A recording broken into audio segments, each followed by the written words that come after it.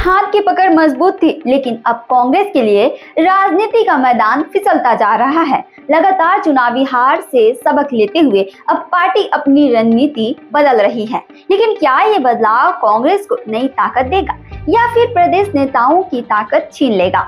नमस्ते, मैं हूँ आपके साथ सोनी और आप देख रहे हैं वयम छत्तीसगढ़। हम बात कर रहे हैं कांग्रेस के नई रणनीति की। सोचिए, कोई किला कमजोर हो जाए तो उसे बचाने के लिए क्या किया जाता है? नींव से लेकर बुर्ज तक हर पत्थर को मजबूत किया जाता है और कांग्रेस भी अब यही कर रही है।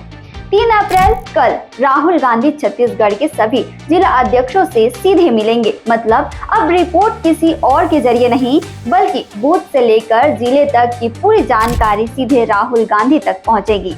पहले क्या होता था कि जमीनी हालात की रिपोर्ट प्रदेश अध्यक्ष और बड़े नेता बनाते थे, लेकिन अब राहुल गांधी ये जिम्मेदारी खुद संभाल ली है। राहुल गांधी का यह फैसला केवल छत्तीसगढ़ तक सीमित नहीं है। 27 मार्च से अलग अलग राज्यों के जिला अध्यक्षों को बुलाया जा रहा है ताकि हाईकमांड को सटीक और सीधा फीडबैक मिले। इसका मकसद सीधा है कि कांग्रेस को जमीनी स्तर पर फिर से खड़ा करना है, ताकि पार्टी की ताकत केवल बड़े नेताओं तक सीमित न रहे, बल्कि बूथ स्तर पर भी फैले। अब इस फैसले से सबसे ज्यादा असर किस पर पड़ेगा? प्रदेश अध्यक्ष, मुख्यमंत्री और विधायक दल के नेताओं पर। पहले संगठन का पूरा कंट्रोल प्रदेश नेताओं के पास होता था, लेकिन अब राहुल गांधी जिला अध्यक्षों को सीधा रिपोर्ट पॉइंट बना रहे हैं, यानी नेताओं की ताकत बढ़ सकती है। पूर्व मुख्यमंत्री भूपेश बघेल ने इसे पावर डिस्ट्रीब्यूशन का बैलेंस बताया है, लेकिन सवाल ये उठता है कि क्या इससे वाकई संगठन मजबूत होगा या फिर प्रदेश नेतृत्व और हाईकमांड के बीच नई खींचातानी शुरू होगी? क्या ये कांग्रेस के अंदर हाईकमांड कल्चर की वापसी का संकेत है? एक समय था जब कांग्रेस के हर फैसले में हाईकमांड का दबदबा था, लेकिन बीते सालों में प्रदेश नेताओं की ताकत बढ़ी। अब राहुल गांधी के इस फैसले से फिर से हाईकमांड का सीधा कंट्रोल बढ़ता नजर आ रहा है।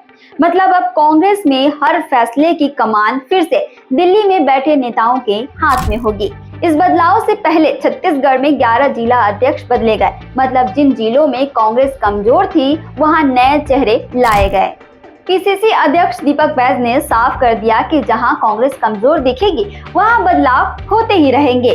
अब सवाल ये है कि क्या ये बदलाव वाकई पार्टी को मजबूत बनाएगा या फिर गुटबाजी को और बढ़ा देगा?